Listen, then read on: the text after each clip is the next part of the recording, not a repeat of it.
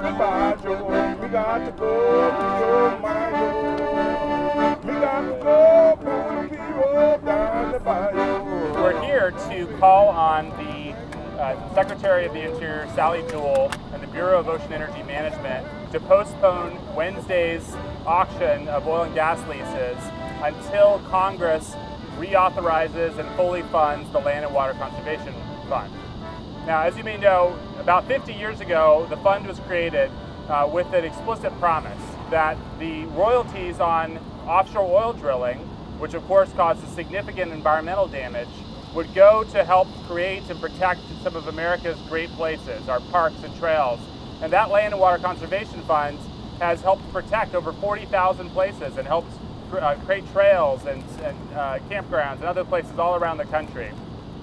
Unfortunately, the promise that was made has not been lived up to. In fact, that promise is today broken, where Congress routinely underfunds the Land and Water Conservation Fund, diverts those funds to other purposes other than they were intended. We're out here today calling on the Obama administration to halt all offshore lease sales until Congress renews the Land and Water Conservation Fund. And the Land and Water Conservation Fund isn't just about protecting our amazing environment here in the Gulf. It also has huge economic benefits. The outdoor recreation industry contributes in Louisiana alone over $4.7 billion annually to our economy and supports over 48,000 jobs throughout the state. Federal oil and gas lease sales are a public resource, and from catastrophes like the BP disaster to our continued coastal wetlands loss crisis here in Louisiana, we know all too well the impacts of the oil and gas industry and what it can have on our environment and our communities. Having worked here in the state of Louisiana and Arkansas and many wonderful national parks around the nation, one of the hardest things to do is to maintain the parks themselves, to have proper funding to acquire other national treasures and to be able to actually provide good, proper information for park visitors, for the future generations. The stewardship of the National Park Service is dependent upon these kinds of funds.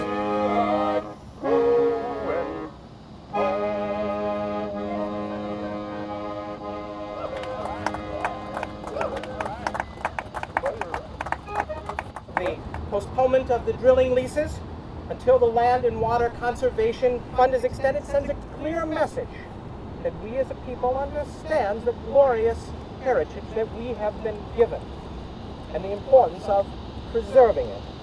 The hardworking oil men and women of this great state share in stake of making sure that their children and their children's children also have the same benefits.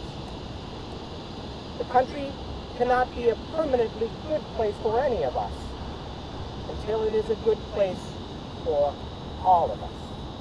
I see the actual impacts of that oil and gas drilling, right? Like, we see the cost that our nation is paying to get those resources, and the fact that Congress is just spending them on their kind of pet projects and not fully funding conservation is a little bit pathetic. The exact same agency, or the Department of the Interior, which oversees our national parks, it oversees our wildlife refuges, our national monuments, they actually also oversee the drilling.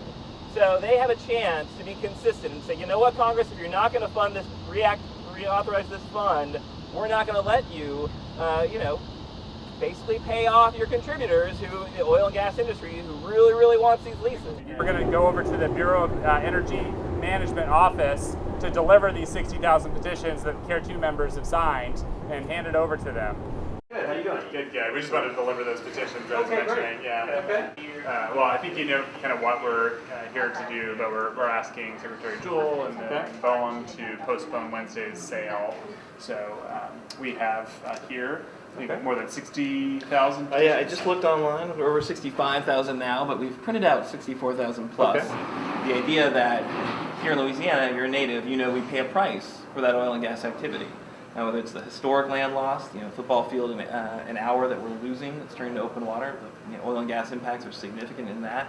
But then, of course, you were here for BP and you saw what happened there. So we'll pass those on. Definitely deliver this and.